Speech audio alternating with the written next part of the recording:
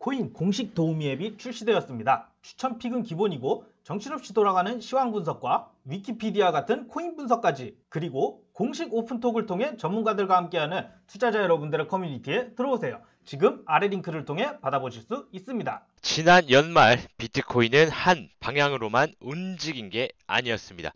미국 동부 시각으로 지난 3일 새벽부터 이튿날인 4일까지 단 24시간 동안 비트코인 가격은 최고 34,341달러에서 최저 28,154달러까지 18%가 급락했다가 다시 36시간 만에 원래 수준으로 반등해 4만 달러를 넘어섰었습니다. 뉴 리퍼블릭과의 인터뷰에서 비트코인은 금과는 달리 아무런 가치가 없다고 말한 제이콥 실버맨 같은 비트코인 회의론자들에게 이런 가격 변동은 좋은 먹잇감이 됩니다. 어떻게 가치가 그렇게 급변하는 화폐를 화폐라 부를 수 있겠는가? 화폐의 3대 기능이 교환수단과 가치 저장수단, 계산 단위로서 역할인데 비트코인으로 이 세 가지 기능을 할 수 있겠는가? 이는 앞뒤가 맞지 않는 주장입니다. 비트코인은 처음부터 단기적인 가격 안정성을 갖출 수 없었습니다. 그러려고 만들어진 화폐도 아닙니다.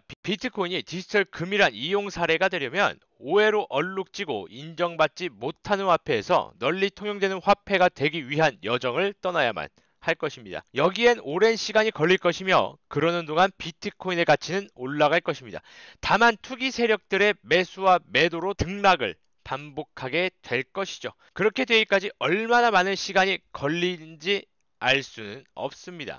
금은 사회에서 널리 통용되는 가치 저장수단이 되기까지 얼마나 오래 걸렸는지 아시나요? 금도 오늘에 이르기까지 적잖은 난관이 있었습니다.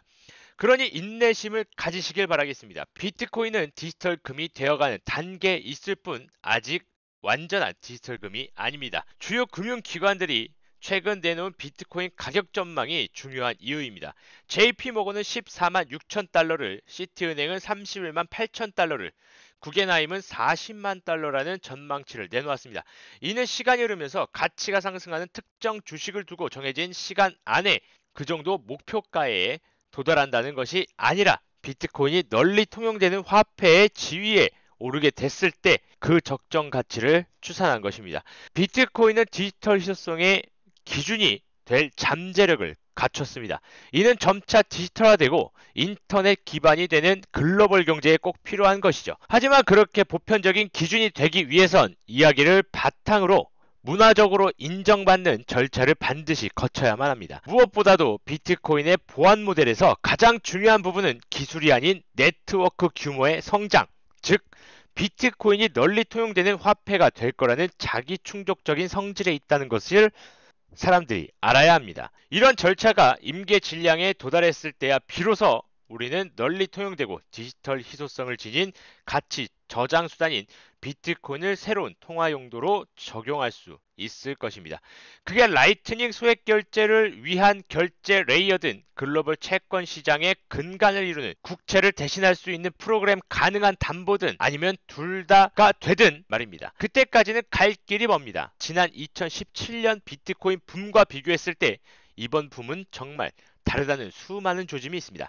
이전의 붐은 혼자만 뒤처질까봐 두려움을 느낀 일반 투자자들이 비트코인뿐만 아니라 바람직하지 않거나 심지어 불법 ICO한 수많은 코인에까지 대거 몰린 포모 현상이 중요한 특징이었으며 개인 투자자가 주도한 랠리였습니다. 애석하게도 월가 트레이더들이 열풍을 쫓아 투자하는 투자자들을 일컫는 어리석은 돈이라는 표현과 어울리게 많은 투자자가 코인을 고점에 사고 저점에 팔아 2018년 초 시장이 붕괴됐을 당시 큰 손실을 봤습니다.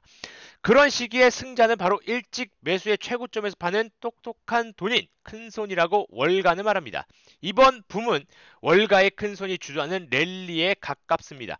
유수의 기관 블랙록의 레리 핑크부터 밀러 밸류 파트너스의 빌 밀러, 그리고 구겐하임 파트너스의 스콧 미너드까지 유명 투자자들이 비트코인에 투자했거나 최소한 비트코인의 잠재력을 높이 사는 발언을 했습니다. 이 주장을 뒷받침할 온체인 데이터가 있습니다. 코인 매트릭스에 따르면 비트코인이 1000개 이상 된 이른바 고래 비트코인 주소가 지난 2017년에는 감소했지만 지난해부터 올해 초까지 이어진 상승장에서는 그 수가 오히려 늘었다는 겁니다. 물론 2017년도에 고래들이 모두 월가 투자자는 아니었으며 다수가 개인 투자자였습니다. 그때는 똑똑한 돈이 암호화폐와 블록체인을 일찍 이해하고 당시 열풍은 금세 사라져버릴 것을 미리 알아챈 사람들이었죠.